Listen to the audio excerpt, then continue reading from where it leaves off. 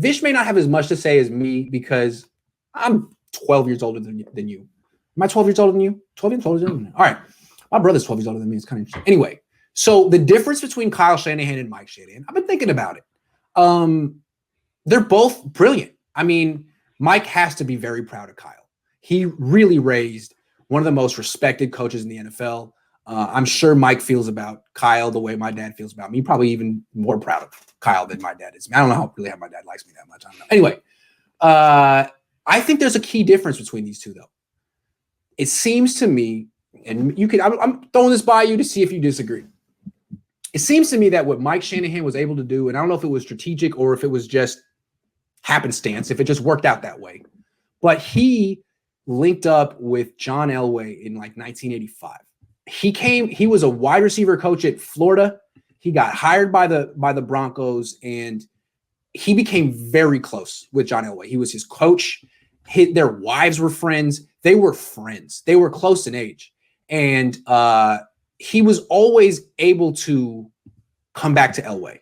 I mean, he almost got Reeves pushed out. When Reeves finally did get fired, Shanahan came back and got the head coaching job.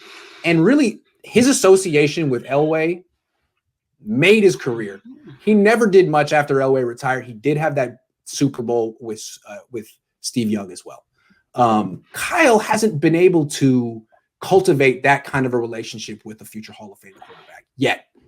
So that to me is the difference, but there's time for Kyle, I guess. Yeah. Yeah, that's about it. My earliest memories of Mike Shanahan was Jake Plummer.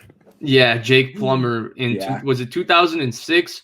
In 2006, like 6-year-old me, I think, or 7-year-old me, 6 would just attach myself to whatever team is winning in the sport. So I was a Niners fan, but Niners weren't any good. So I was a Patriots fan, and 2006 me was devastated that Jake Plummer and Mike Shanahan beat Tom Brady and the Patriots, and they beat them definitively. It was 27-10, I think, 27-13, something like that. So that's my earliest memories of Mike Shanahan. But I do think that that's part of it, right? Because being a brilliant offensive coach, you only really get your regard is if you're attached to that great quarterback. Sean Payton, Drew Brees, Bill Walsh, Joe Montana, Mike Shanahan, Steve Young, and it's mostly John Elway, right? Because he's the guy John Elway trusted, and he's the guy that finally got John Elway over the hump, and he's the guy John Elway believed could get him over the hump, and he achieved it. When Shanahan won the Super Bowl with the Niners and they got rid of Reeves or whoever it was in Denver, Elway pushed for Denver to hire Shanahan. I mean, that's how it works. Yeah. And it was, I don't know if it was planned on Mike's part or if it just worked out that way, but it's to me the difference right now between Mike and Kyle, because Kyle is extremely creative in terms of straight up play design. He might rival his dad, but his dad was able to. I mean, the quarterback ultimately is more important than the play design, and that's to me the difference. Again, Kyle is 41; he has time to develop a relationship with one of these quarterbacks. But every great coach, you have to be attached to the hip with one, like Mike Holmgren, Brett Favre. So each one of these guys, Andy Reid finally got it, Patrick Mahomes. So you need to be attached at the hip to the great quarterback. And Kyle had I think the closest thing Kyle had, I mean, Matt Ryan's probably going to be a Hall of Famer, but I don't think he's at the elite level that these other guys were. But with Kyle, he did play at an elite level, and that's the closest thing they had. And they had kind of a rocky relationship. I wasn't there for the relationship, obviously. I was just observing it from afar and based on other people's reporting. But 2015, they started 6-0, and Kyle Shanahan and Matt Ryan were really rocky, and it seemed like Kyle Shanahan was leaving. And apparently the story is that him and Matt Ryan went and had a few beers at the bar, and they got over their differences, and that's how Kyle came back in 2016. Matt Ryan worked on his deep ball, and bang, you have one of the greatest offenses in NFL history. But I'm not sure if Matt Ryan ever got over their beef in 2015. And the only reason I say that is because after that 28-3, when everybody blew it, not just Kyle Shanahan, Dan Quinn never stood up for Kyle Shanahan. To me, it felt like Dan Quinn was just trying to not take the blame. But Matt Ryan also had an opportunity to stand up for Kyle Shanahan or say nothing and not stand up for him. And instead, Kyle Shanahan, he took Kyle Shanahan, he saw him going down the river, and he gave him an extra push by saying the play calls weren't coming in fast enough. And that's why I think we didn't win that game. And I think Kyle Shanahan may have he responded to it, if you remember, and saying, well, we can't take those sacks, things like that.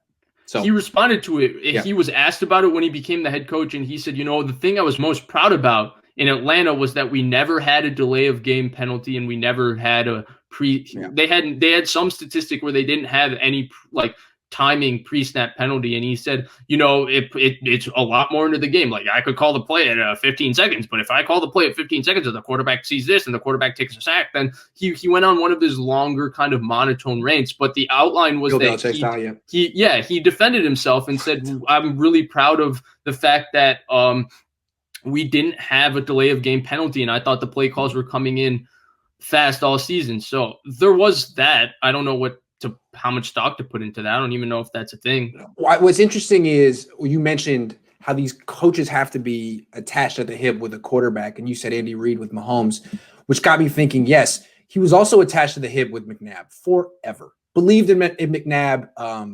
Empowered McNabb. Empowered McNabb. That is the word I was looking for. Empowered McNabb to play better than really maybe McNabb would have for other. I mean, McNabb had a lot of weaknesses in his game.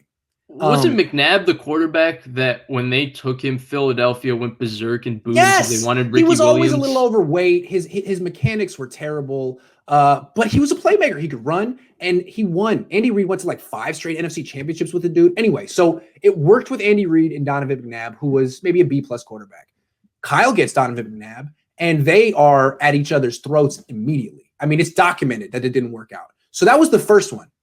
I mean, it worked with Kyle and Shaw, but Shaw was like he was a backup before he became a starter.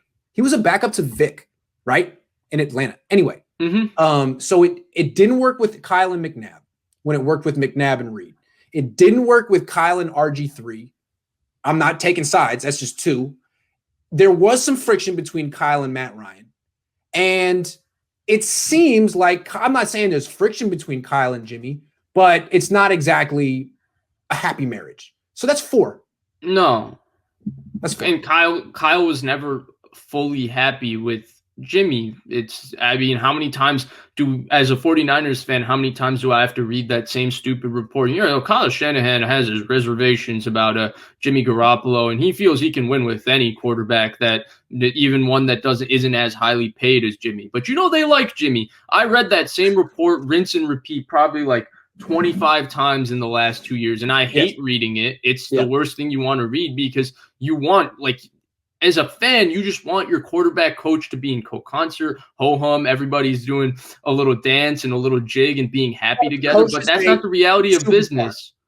And that's what Harbaugh would say about Colin all the time. He's a superstar. He's a superstar. And you just try to speak it into existence. You're not like, yeah, man, we'll have to see.